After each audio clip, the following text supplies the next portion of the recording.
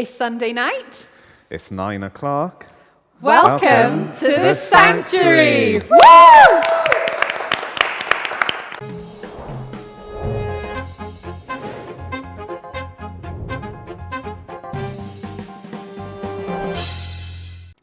Good evening and welcome to tonight's broadcast of The Sanctuary. We hope that you are couched up in your houses with your hot chocolates or your cups of tea and that you're ready to listen to our captivating guests this evening, Martine Lewis and Hannah Barnes. Well, you may have heard that it's Pentecost. What is that? Well, it's the day when the Spirit of God came down to be with His people. We believe this still happens today. What did it look like in reality? Well, it's love.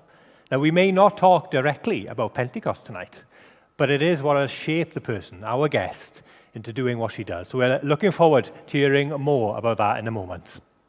And before we chat to Martine, we're going to hand over now to Hannah and Tim, who are going to read something for us that really sets the tone and the scene for this evening's show. John 4, verses 17 to 21. God is love. When we take up permanent residence in a life of love, we live in God and God lives in us. This way, love has the run of the house. It becomes at home and mature in us, so that we are free of worry on Judgment Day. Our standing in the world is identical with Christ's. There is no room in love for fear. Well-formed love banishes fear. Since fear is crippling, a fearful life, fear of death, fear of judgment, is not one yet fully formed in love. We, though, are going to love. Love and be loved. First, we were loved. Now we love. He loved us first. If anyone boasts, I love God, and then goes right on hating his brother or his sister, thinking nothing of it, he is a liar. If he won't love the person he can see, how can he love the God he can't see? The command we have from Christ is blunt. Loving God includes loving people. You've got to love both.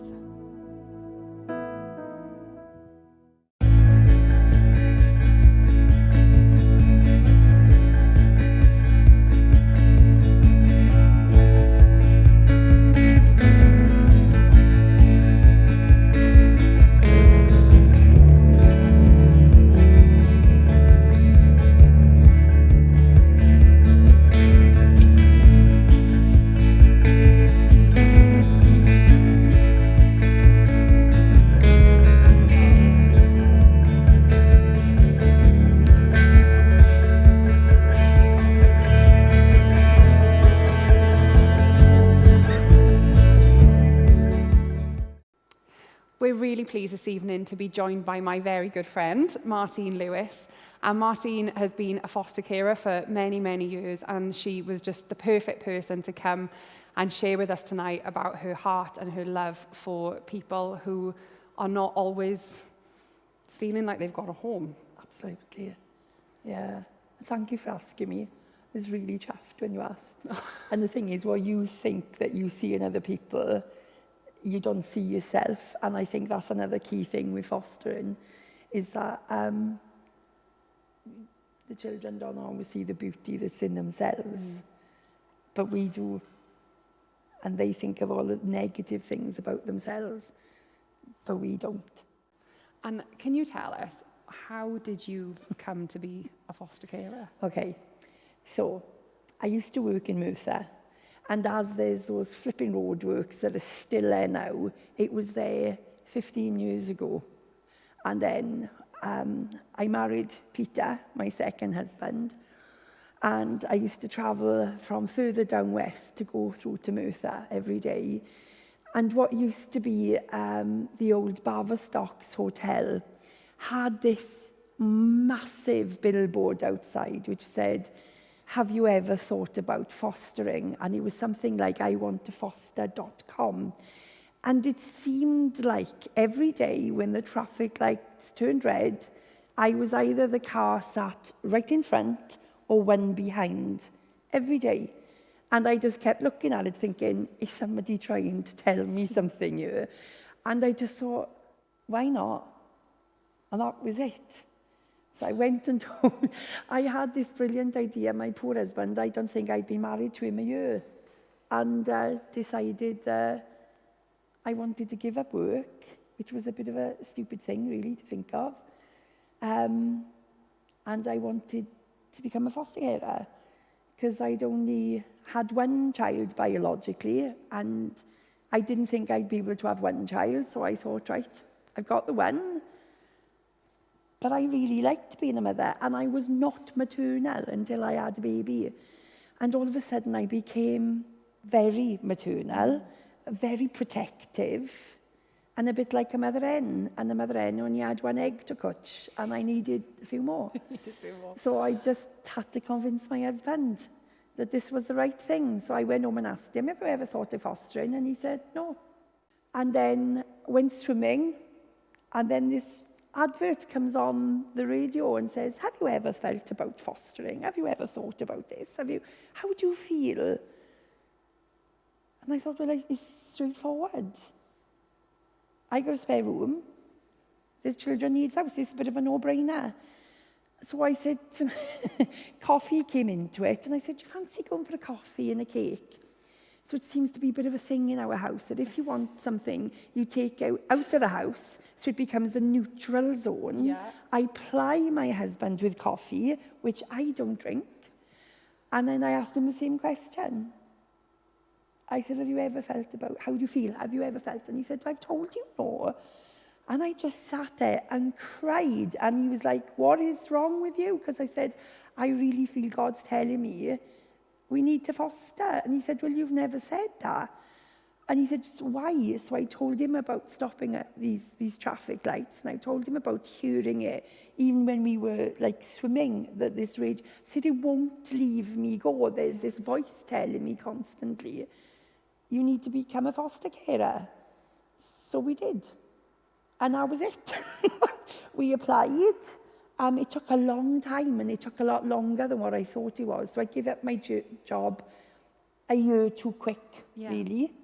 But God just got us through it all. And it was incredible. It's hard, but not in a negative way, because it's hard because all of a sudden you hear about different case studies, and my heart was breaking for these children. And I just thought, I got to do something about this.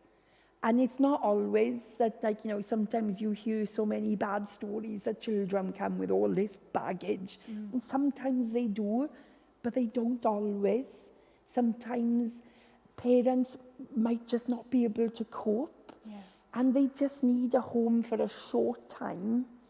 And sometimes it's a bit more of a long haul. But whatever it is, I would recommend anybody to do it. I really would. Because it's so rewarding, not only for the children, but for yourself. Because all of a sudden, you see in these children, which are 9 times out of 10 frightened, because it doesn't matter what's going on in their world, that's the only world they've ever known. And all of a sudden, they give in to people that they don't know, and saying, these people are going to look after you. What do you do? So how do you convince these children that it's a safe place for you? But it is without a doubt the most rewarding thing I've ever done in my life. Ever. I was going to ask you about that. I think a lot of people I've spoken to in the past who fostered or maybe adopted, they say that they often hear people say to them, oh, those kids are so lucky. They're so lucky to have you. And their response to that is, oh, no, we are the lucky ones because of what they've learned about themselves and what those children have given to them. Is that your experience as well? Definitely. I mean, I'd been a single mum for a long time, 12 years. And then all of a sudden, I've found love again. And now I'm expecting this man to change our livelihood because we had a cushy life. Like, you know, my son was a teenager, and we could have had the lions in the morning, and we could have had more than 3 hours sleep. And now I'm trying to tell him the best thing we could possibly do is become permanently tired. Smelling of sick and other things, but that's what happens. But the joy you get when you can tell these children that they are loved and they are valued, and it doesn't matter if you want to run around the place, that's fine. It's making this safe environment, whether you live in a 12-bedroom house or a 2-bedroom flat. It doesn't make any difference. It's about making somewhere safe and secure where this child or children feel loved. And that is all it's about. It is nothing complicated. It's about saying no, which they don't like being told on time. But to end, I don't like being told no. You're right. I don't like being told no. But it's having boundaries, and it's safety. But the main thing is this unconditional love. That don't worry if you break a plant pot, don't worry if you smash a mug, they are all replaceable, you aren't. Yeah. And that's such a key thing, that you can just, you know, to be like at 52 now, and still, if I can physically get down on the floor and be able to colour and do plasticine and to talk about Pokemon and to talk about all these amazing things, I'm not supposed to talk about as an adult because that's not what grown-ups talk about. And I'm a geek. I love the fact that, you know, you can have Doctor Who and Star Trek and flipping Marvel. Love it. But apparently this is added bonus when you're fostering. Yeah. Because you can foster and think of more ways that you can interact with children. Whereas I thought my lack of education would stop me. But it seemed to be that the more I could be real, for want of a better word, the more it actually qualified me. It was nothing about having O levels, A levels, or degrees. In fact, it seemed that because I had none, and I'd had a divorce, and I'd come from a broken marriage, and all this seemed to equip me. To relate. Exactly. Yeah. Because life's not perfect for many of us. No. That's brilliant. Thank you so much for what you've shared so far. I can't wait to talk to you again in a little while. But for now, we're going to hand back over to Hannah, and she is going to sing for us a beautiful song all about how God can make beautiful things out of the brokenness.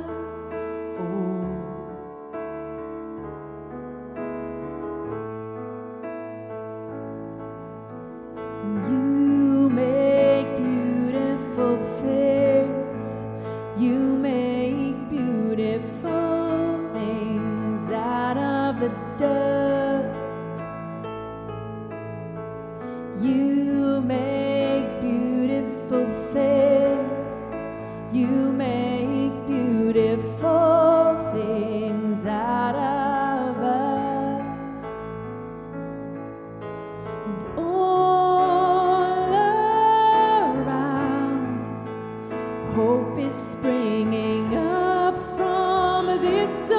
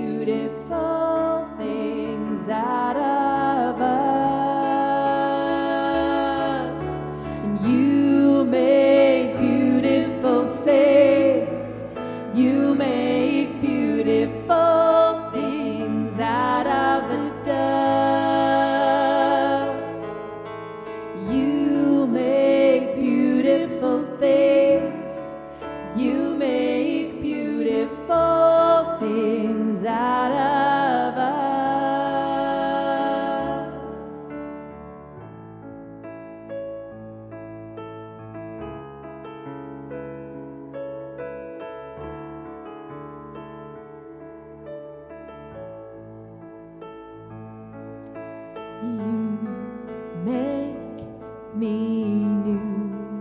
You are making me new. You make me new. You are making me new. And you make me new. You are making me new. You make me new. You are making me new. 'Cause you make beautiful things. You make beautiful things out of the dust. You make beautiful things. You make beautiful things out of us. And you make beautiful things. You make beautiful things out of the dust. You make beautiful things. You make beautiful things out of us.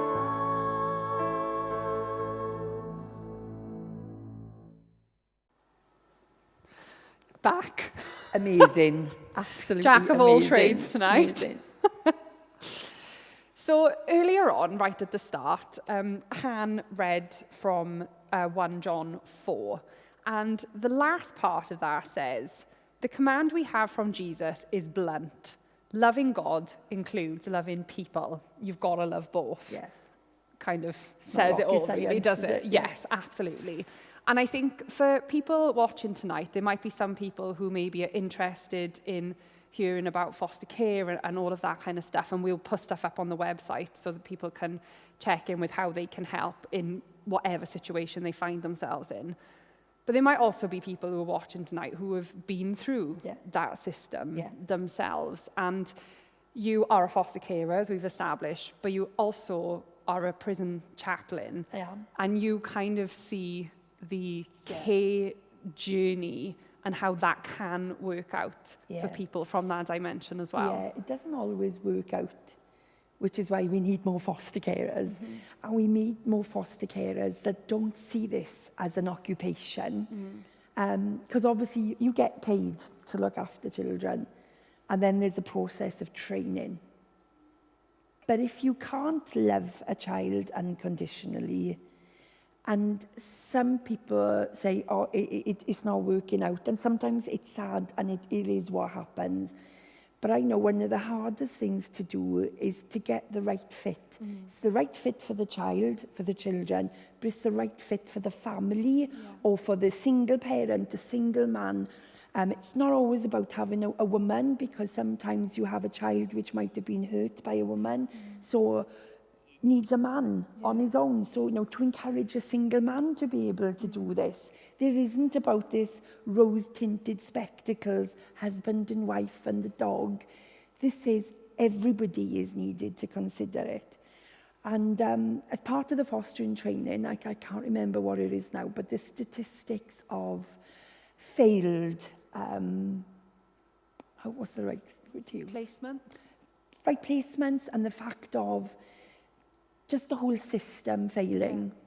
And nobody wants anything like this to fail. But it was something that it was 60+%, which is a lot of children, end up either in prison or in some sort of institute where things haven't worked out right.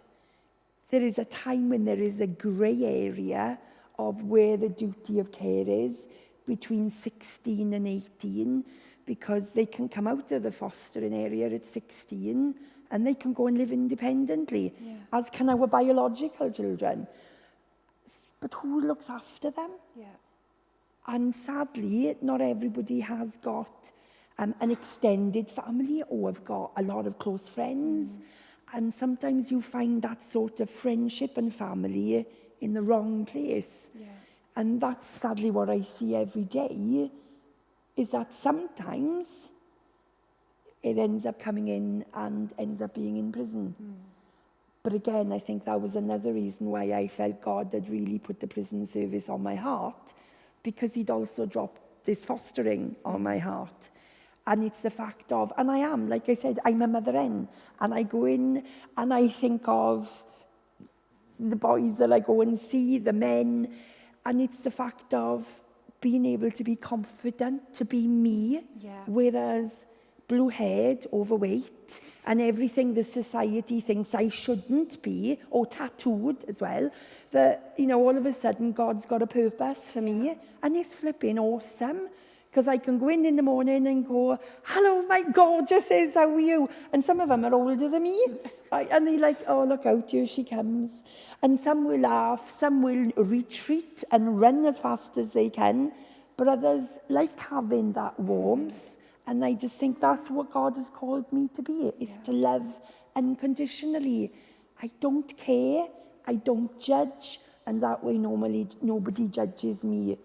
I've just been called to be me, as you've been called to be Jess. Exceptionally talented, beautiful, very frustrating for the rest of us. But this is what we are called to do. Yeah. And I love going into my job. I feel it's a real privilege. I felt it's been a privilege to be a foster carer, but I also see it a privilege with prison work, is I get to be able to come in alongside people and just say, are you okay today? My boss is forever giving me a row for calling people darling, babe, sweetheart, sugar. And she said, you can't speak like that. I said, yeah, but I'm on the menopause. I can't remember people's names. So I said, it doesn't matter who they are. I've got to call them something. I can't go, oi. I said, because that's wrong. So I go, oh, yeah, sweetheart, how are you? And sometimes they say, fine. And I go, well, you're saying fine, but your body's not looking fine. What's going on? And of course, it's all socially distanced and like everything is very safe. But it's just sitting down and saying, what's going on? Yeah. Because not everybody gets that. But they don't always get that outside prison walls either. Yeah. And it's just being able to create that environment again of safety when you can say, you okay? Same as when I had my children, when I became a foster carer, it's like, you're in this area, are you okay? Because you're in my care now. Yeah. So it's Foster Care Fortnight, and the hashtag that they've been using on social media is #WhyWeCare. And when I read that, that was part of the reason we chose the 1 John reading, is because the very opening says, God is love. Absolutely. So for us, knowing God as love, being filled with that love, it's what we want to do, right? We want to give that love out. Again, no, because, and it's the thing of knowing that love ourselves. So I'm going to take this off now, because I don't want people thinking that I'm only doing this because of me being a priest, about me being training. It has got nothing to do with that. I wish I'd been told as a single mum, if I had a spare bedroom, I could have done this. I wasn't told anything. People didn't speak about fostering. It is not about being qualified. As I've said, with qualifications, A-levels, GCSEs, all that meant nothing. It's just about having that capability of creating safety, and it's about being able to be me. That is who we are qualified to be. It's about you being Jess, being so unfairly gifted in so many things.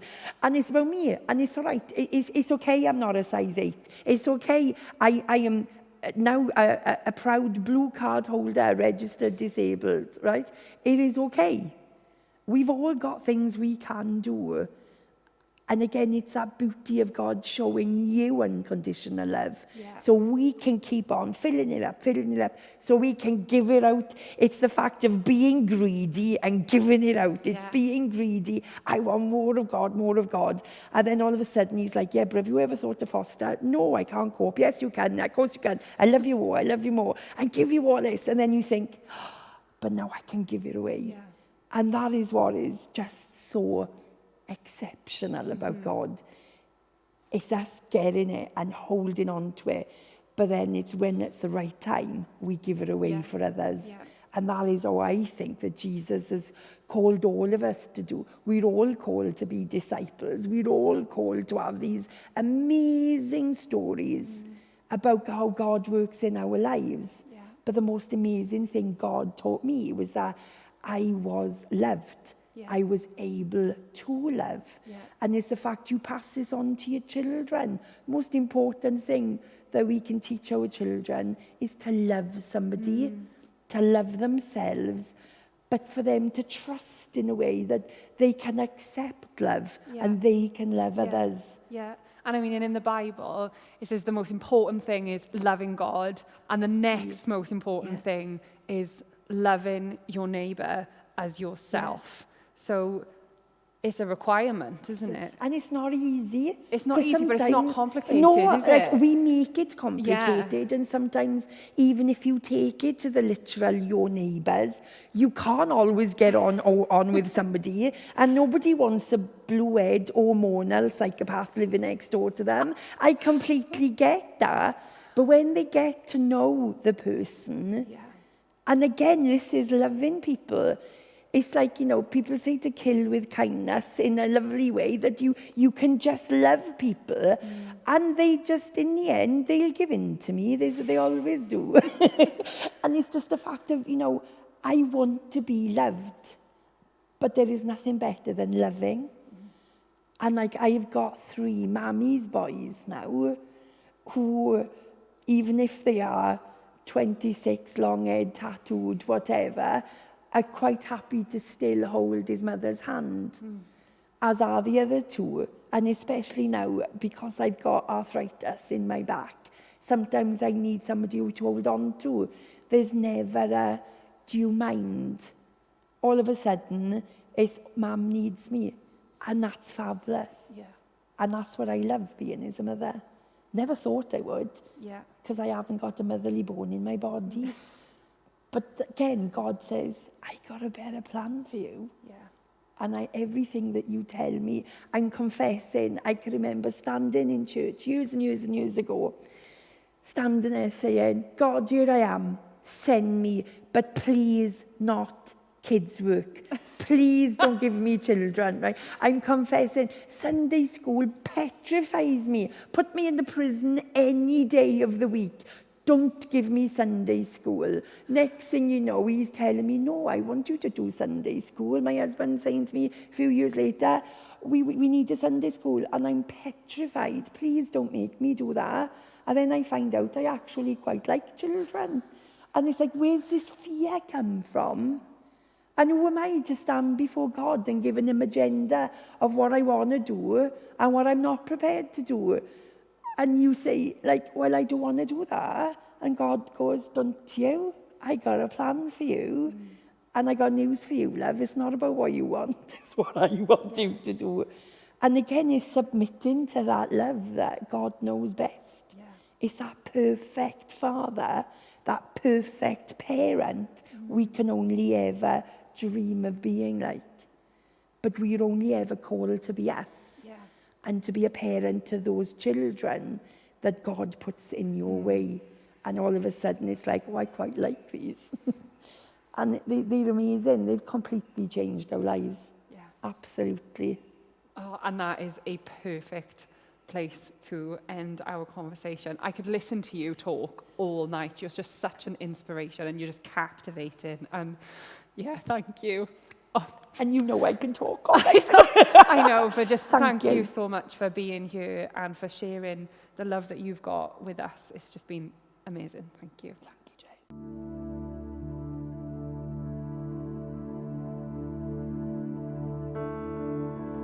All my life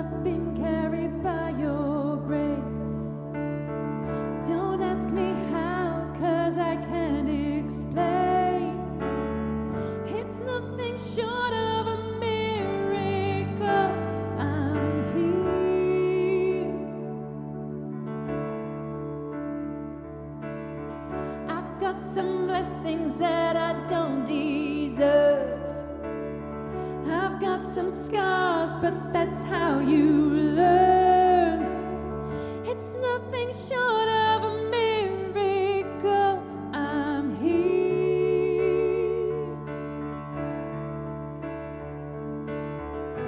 I think it over and it doesn't add up. I know it comes from above. I got miracles on miracles, a million little miracles. Miracles on miracles, count your miracles. 1, 2, 3, 4, I can't even count them all.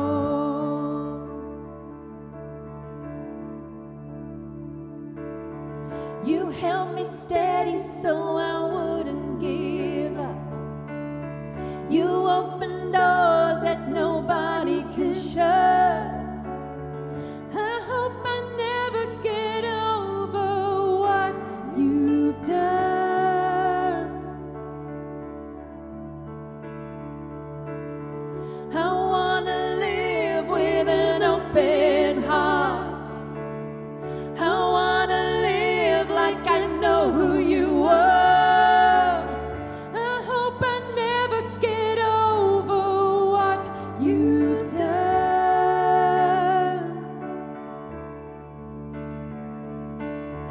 It's not coincidence and it's not luck. I know it comes from above. I got miracles on miracles, a million little miracles. Miracles on miracles, count your miracles. 1, 2, 3, 4, I can't even count them all.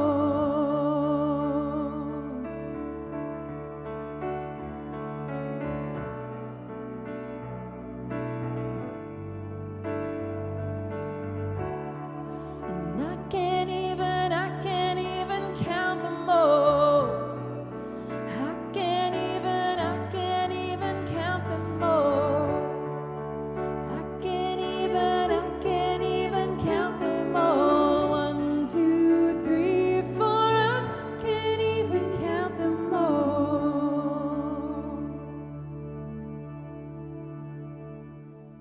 Well, thank you so much for spending time with us this evening.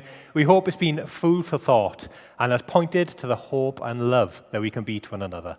If you have been affected by anything that was said in the program tonight, or you'd like to know more about adoption or fostering, please do get in touch. We would be pleased to put you in touch with professionals. Our prayer for you this evening is from Ephesians 3, verse 18.